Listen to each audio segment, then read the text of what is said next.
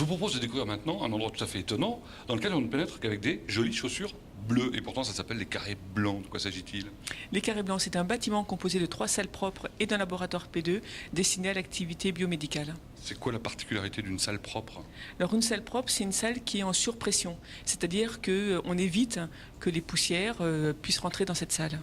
Et le laboratoire P2, c'est l'inverse? Exactement, donc c'est un laboratoire qui est en dépression pour éviter que des gènes puissent sortir de cette salle. Notamment des virus. Alors on trouve aussi des bâtiments de stockage et puis d'autres équipements. Exactement, donc on a 2 laboratoires de physico-chimie classiques servant donc à la préparation des échantillons. Alors, on va découvrir exceptionnellement une salle blanche. Ça c'est le sas d'entrée dans lequel on se déshabille pour se rhabiller de nouveau avec des vêtements particuliers. Et avec Aude Isoline, nous allons découvrir ces salles blanches.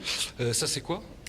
Ça, ce n'est pas un passe-plat à proprement parler, c'est plutôt pour passer tout ce qui est petit matériel ou consommable et éviter de contaminer, un peu comme le sas à l'intérieur pour les hommes. Alors là, évidemment, on fait un truc qu'on peut absolument jamais faire le reste du temps. C'est tout à fait exceptionnel. La cloison a été enlevée. La cloison a été enlevée car une entreprise doit faire rentrer son outil de production ici et que pour le passer, le passe-plat ne suffit pas et donc on est obligé de démonter la cloison. C'est l'idée de ces salles blanches mises à disposition des entreprises de l'extérieur ou de la Sarthe et d'un équipement complet, on va dire.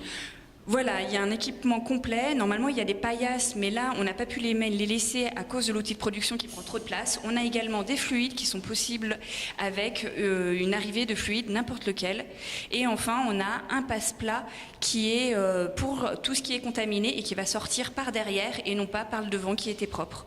Et enfin, on le voit à partir du plafond, des extracteurs qui permettent d'évacuer également tout ce qu'il faut évacuer. Merci pour cette présentation.